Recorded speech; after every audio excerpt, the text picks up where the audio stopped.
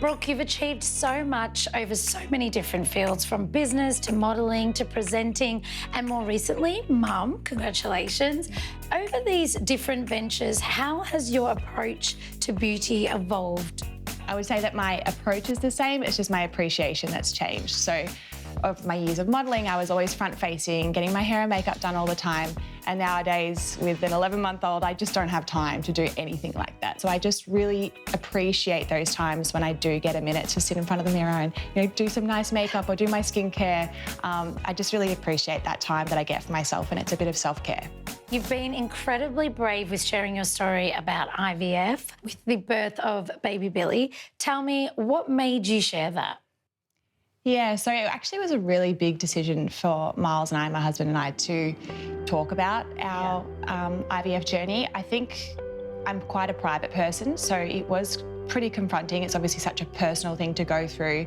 But when we were going through it, I found so much hope and positivity from talking to other women that have been through it. So I think once we had gone through that journey and thankfully got to the other side, and obviously now we've got little Billy here, I knew how many other women needed to hear positive stories. And I just knew that with my reach on social media and what a privilege that is, I really wanted to be able to use what we had been through to help other women. You're a big fan of Pilates. How has this contributed to your overall well-being? So I've always loved Pilates over my years of modelling and kind of, always having to sort of focus on my figure. It was just a form of exercise that I loved, that I really felt good about doing. Being in modelling for such a long time, you've been exposed to a lot of professional makeup artists. What is something that you have learnt, and what's something you'd like a little more help with?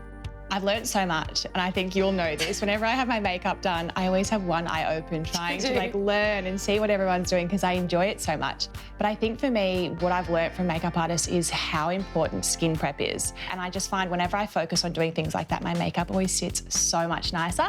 But I'd love to learn how I can really quickly make myself look alive. I don't have any time these days, so something that I can slap on my face so I can walk out the door and look refreshed and energized without taking up too much time.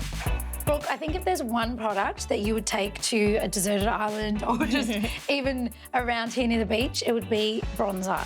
And this one is great because it's natural, but it also works really well if you don't want to wear any foundation. So I normally use it around the cheekbone, around the halo of the head, across the nose if you'd like, and then just around the jawline and all the way down the neck. So your career started at the young age of 15. Tell me, Brooke, what's some advice you'd give your younger self? When I was younger and at school, I really hated my freckles. I didn't like my beauty spots.